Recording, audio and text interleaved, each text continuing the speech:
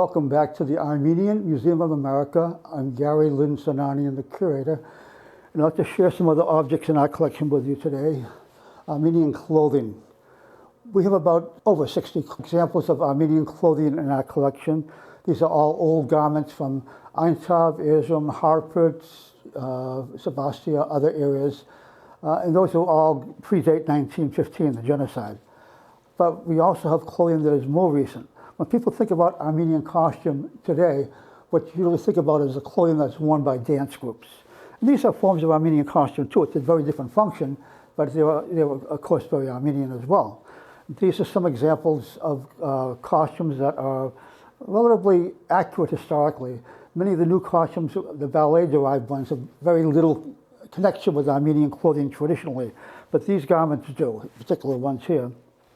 This garment here was made in the 1930s, and it was for the dance group of the Union of Erzurum, Garin.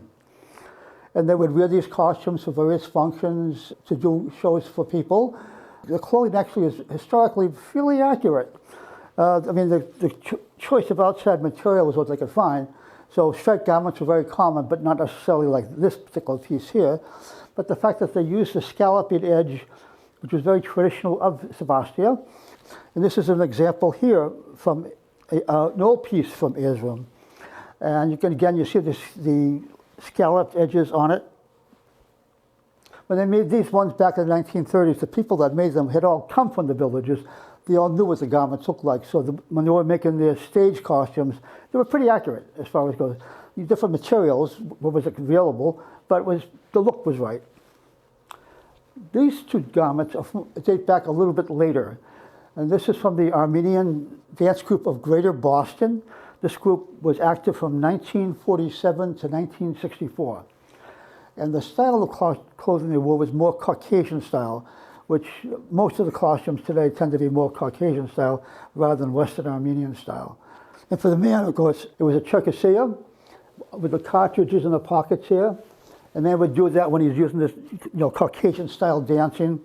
So this is accurate as far as the men's clothing. The women's clothing is what we usually call as an Araratian costume for the Ararat Valley. And this clothing is very typical, sort of standardized. And it's usually a very full skirt, often with shalvars, or not necessarily.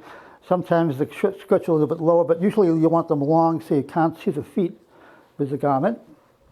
And a short jacket over here, and a blouse underneath it. This is very typical, and of course with the headpiece you'd have usually a tiara and the veil hanging down for the women. And this is very typical. The men would be a papak, the wool hat. This clothing was worn by this dance group, as I mentioned. The group had been founded by Ashar Azruni. And Ashar Azruni was from the Caucasus. He was one of the DPs captured by the Germans, then came to America. And he started a dance group in America. When Ashar left the group, then the group was then directed by one of the dancers, Haigaz Megadician. And these costumes were given to, we have several costumes in the collection. They're given by different members of the dance groups. This particular pair was given by the children of Haigaz Megadician to the museum. The Armenian Museum is here to share our stories, the history, the culture, our objects for you, the public. We thank you for joining us. If you come to the museum here in Watertown, you'll see many other artifacts from the collection. We thank Michelle Collegian, President of the Board of Trustees, for making this series possible where we can share some of these objects with you. Until next time, stay safe.